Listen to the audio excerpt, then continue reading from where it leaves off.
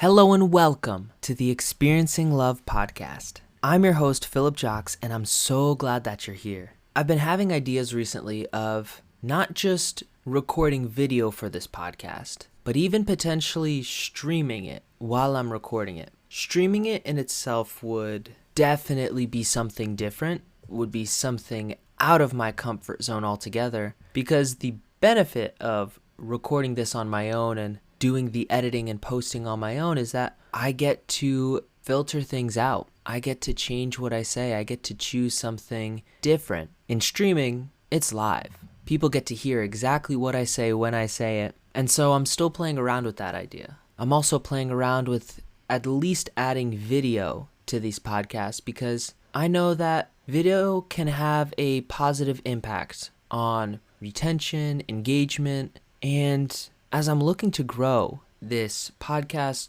grow my audience, grow my channels, that's something that I find important to do. And so I'm considering different options in order to make that work. Before I ever started podcasting, I was doing short clips on social media and a couple of YouTube videos here and there. I don't think you could find the YouTube videos anymore, but you can definitely still find the clips on my Instagram, my Facebook, LinkedIn, TikTok, and they're all there because I plan to leave that as an archive, as a recollection of how I've evolved my content over the years. So you could check those out there. And in my opinion, I did not love that content. A lot of it was scripted, so it felt unnatural. It felt like it wasn't from my heart because I kept thinking about what I wanted to say rather than just speaking, talking about what felt real to me at that moment, at that time. I tried to follow a schedule of posting content every day, and because of that, I tried to batch create content. I tried to choose one day to record, maybe another to edit, another to post on all the platforms, and it became a lot, especially back then. For just 7 30 to 60 second videos, one for every day, it would take me nearly 7 to 8 hours to record, edit, and post everything. That includes all the copy, that includes all of it. And admittedly, I got burnt out. It was too much for me. I didn't love it, and I started to become resentful of the process, and I gave up on it. And I did social media a couple times because the next lesson I learned after trying the whole scripted format was the format of speaking from my heart. And that was better described as I would try to come up with ideas of what to talk about and then speak on them for about 60 to 90 seconds. That one was a little bit better. It felt more natural. It felt more smooth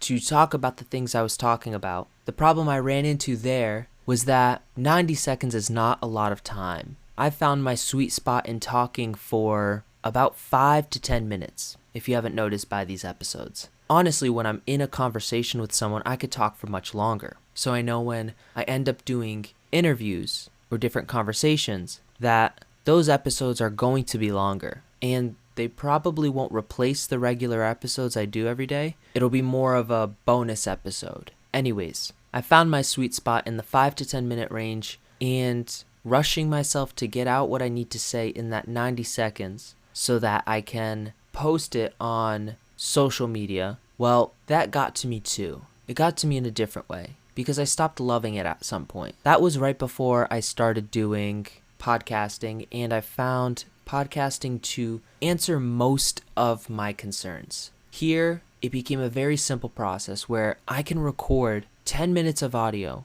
edit, and post it in 45 minutes. So 70 minutes of audio per week takes me less than 6 hours to create and post. You might be able to see why I prefer this medium. Well, it's now been 103 days of recording this podcast. This is the 103rd episode. As you can tell, it's still audio only. And I'm getting to the point where I want to get back into video. I want to solve the problem of why it takes so long for me to record audio and edit it. Editing was the big problem because I now have solutions to posting. I can post directly to Spotify, and that'll get it out to Apple Podcasts, and it'll get it to YouTube. And then I have a separate platform that I use that could post directly to Facebook and Instagram and LinkedIn for when I have shorter clips to share. or text posts. Both of those are in the works. The goal here is reach. It's to reach more people, a larger audience, because right now, the best way I could describe my business is it's like I'm winking in the dark. I have a business and I'm letting people know that I have a business by winking to them, but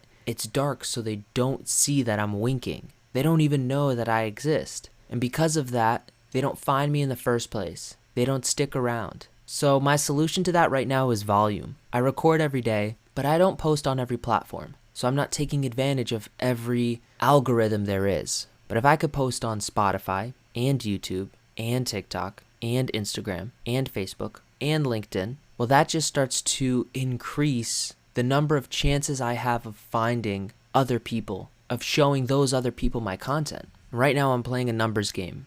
I'm hanging on by a thread in my financial life, truly. And I'm making that thread strong. And I could also acknowledge that I don't want to live on the thread forever. I want to make some more money. And for that, in a business, you need people. You need people, you need clients, you need customers to come in through the door, to say hi, to ask what you got, and to agree that they want what you have to offer. I'm honest with myself and with you guys about that fact. I do what I do out of love. And that being said, I know that I can help more people and I can do more if I'm not scared financially. If I'm at a place in my finances that maybe you could describe it as comfortable. I'd probably describe it as comfortable, or at least growing. I think it's not so much that I don't make a lot of money right now that bothers me. I think what bothers and scares me is the fact that I have debts that are growing. Some are in credit cards. I still have student loans to pay off. 'Cause fun fact, even when you don't graduate college, become a dropout, you still have those loans to pay if you took them out. I have loans to family and friends because I've always seen myself as a man of my word.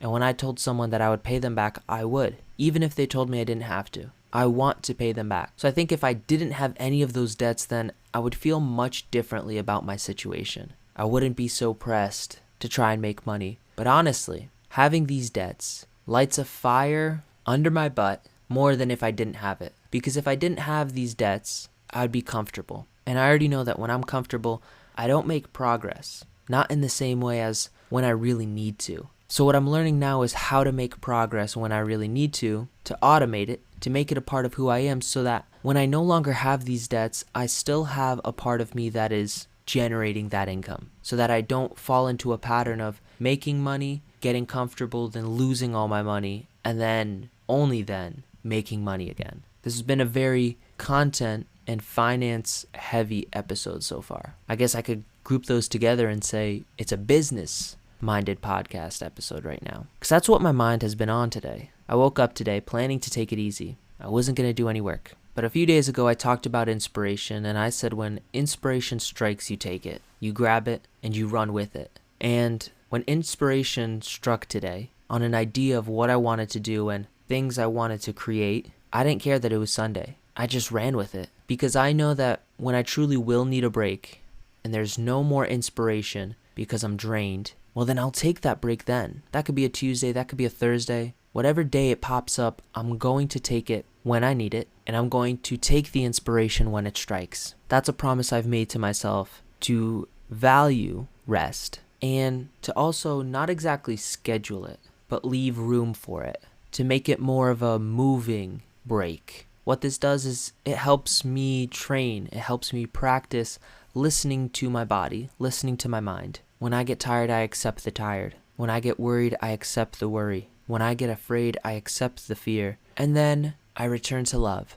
And I ask myself from a place of love, what do I need right now? Do I need a cuddle or do I need a kick in the butt? Earlier today, I needed a kick in the butt. And so I took it. I kicked myself and I went. But sometimes I need that cuddle. I need that rest. And I need to acknowledge that I need that rest and that it would help me. These past few days, they've been a lot. I'm about 30 minutes away from not having eaten in 96 hours, which is crazy to think that day 4 is already almost over. And tomorrow's the last day, and after that, I enter into the refeeding period. I get to reintroduce food into my system very slowly, admittedly. And on the other side have been the finance situations I've been going through. One thing I know for sure is that I'm creating my tough beginnings story. What I mean by that is I often see influencers talking about how hard it was for them at first, how they have all these successes now, all these wins. Their businesses are growing, their content is being seen by hundreds of thousands, if not millions of people, and they'll talk about how hard it was at first. That at first they only had 100 viewers, 10 viewers. At first they did everything for free because they just enjoyed creating. I know that's where I'm at now. I'm creating when I have little to nothing. And I know this is a numbers game. I know that the more I show up, the higher the chance that this will grow. I can't make one video and expect it to blow up and have an audience from there, but if I make 1,000 videos, if I make 10,000 videos, well, the chances that one of those does gain traction is much higher. And think about how much I'll learn in 1,000 videos, how much I'll learn in 10,000 videos. Right now I'm making a video a day, right? I'm making a video a day, or should I say an audio a day. And so by the end of this year, I'll have 365 episodes. Now, if I create text posts using this audio, well then I create one audio, but out of it I get 2 posts, right? I get one here, one on Instagram. Technically this audio now is getting posted to multiple platforms. It's on Spotify, it's on YouTube, it's even on Apple and a bunch of other podcasting platforms. So for every one video I have here, for every one audio, I will get to video soon, I get exposure on 3 platforms. With the text posts, I'll get exposure on another 3 to 4, depending on how I want to go with TikTok. So that means one recording equals 6. So 1 year of recording equals, what is that? Just under 2,000? Maybe 2,000 posts? 2,000 posts in 1 year is much more likely to gain traction than if I only post once a month, only on YouTube. Now I know this easily goes into the quantity over quality aspect, and that's very true. I am sacrificing a level of quality that I can create if I did spend more time editing and going through the creation process. And I think I will get to that. Maybe starting next year, I will only post 5 days a week on this podcast, or maybe 2 days a week. And in exchange for lowering the amount I post, I promise that the quality will go up. I will record better episodes. They may be conversations with people, and it'll be more enjoyable to listen to. Whatever direction I go in, I know that I'll be improving no matter what. Some skill will be getting better. So right now, if I could figure out a way to get video on here, make it a little bit more engaging, so you have something to see while you're listening to this. Or if you're on Spotify and Apple, keep doing what you're doing. Maybe that's my next step, finding the system for that. And then after that, my next step could be optimizing Instagram, optimizing Facebook, optimizing LinkedIn. And then another step after that could be more events, more webinars, more live streams. Because maybe one day I live stream these episodes like I talked about at the beginning of this episode. And I take that audio and video, and that becomes the daily podcast. So I may stream for 30 minutes a day, say hi to everyone, and then that becomes the episode. Or at that point, it might not even be edited. It's just raw footage uploaded podcast style. Who knows?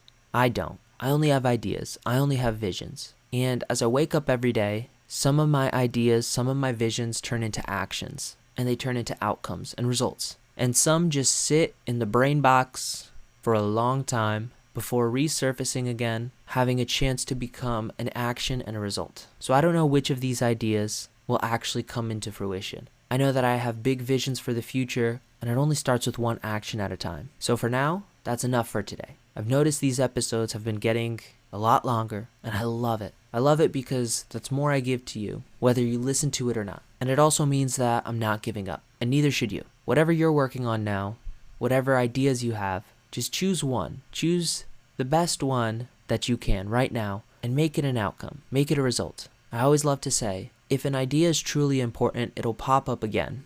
You don't have to do everything all at once. Focus on the important stuff.